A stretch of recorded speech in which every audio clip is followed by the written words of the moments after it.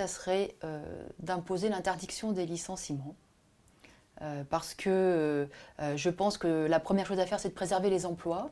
Et aujourd'hui, les femmes, comme les hommes, mais les femmes, se retrouvent confrontées à ce fléau de fermeture d'entreprise, de licenciement. Je suis favorable. Maintenant, ce que j'observe, c'est qu'il y a eu de très très nombreuses lois qui ont été prises en faveur des femmes, qui très souvent ne sont pas appliquées. Je parle par exemple de la loi sur l'égalité salariale. Ce que je crains, moi, c'est qu'on ait un ministère, effectivement, pour les droits des femmes, mais que dans la réalité, les femmes se retrouvent confrontées aux mêmes difficultés, c'est-à-dire à la difficulté d'avoir à la fois à mener leur vie professionnelle et leur vie familiale. C'est absolument vital, effectivement, d'avoir un nombre de places en crèche suffisant, et puis y compris de permettre l'accès aux enfants de moins de 3 ans à l'école maternelle.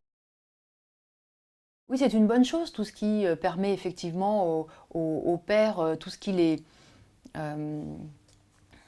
peut les aider à franchir le pas finalement.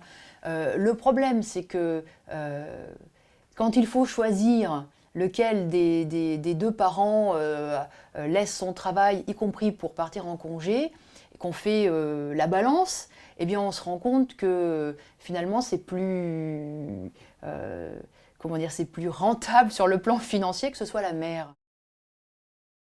Je serais assez pour des mesures contraignantes, oui, absolument, et pas seulement des pénalités financières, parce que les pénalités financières, il y en a par exemple pour vis-à-vis de la discrimination des handicapés, et finalement, y compris cette pénalité financière, elle ne contrebalance pas les discriminations.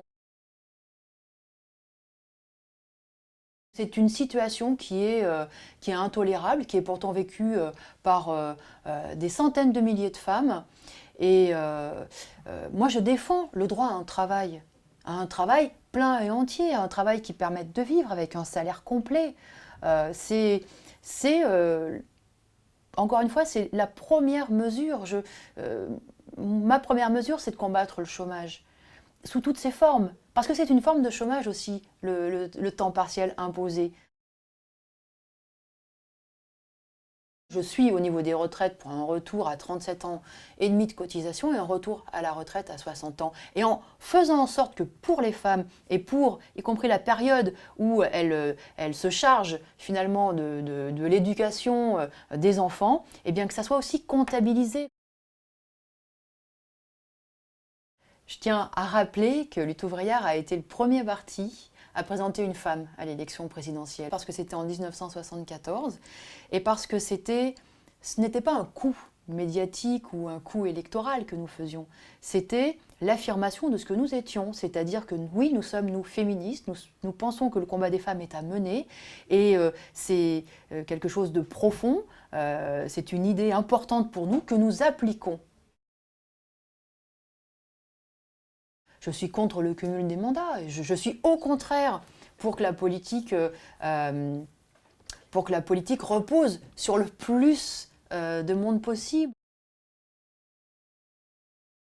Je suis pour la réouverture des centres d'IVG. Je suis absolument effarée quand je vois que des chefs de service font blocage ou font des pressions pour empêcher que se tiennent des IVG dans leur service. Je suis solidaire de toutes les résistances qui s'organisent à ce niveau-là. Il faut effectivement créer des centres d'accueil pour les femmes qui seraient victimes de violences. Et il faut encore une fois tout faire pour que les emplois soient accessibles aux femmes, y compris aux femmes seules qui élèvent leurs enfants. Moi, je suis contre la pénalisation. Je pense que ça n'a pas de sens. Ce qu'on peut constater, c'est que ça n'enraye pas la consommation de cannabis. Légalisation, j'irai pas jusque-là parce que je pense que le cannabis, c'est un problème de santé publique aussi.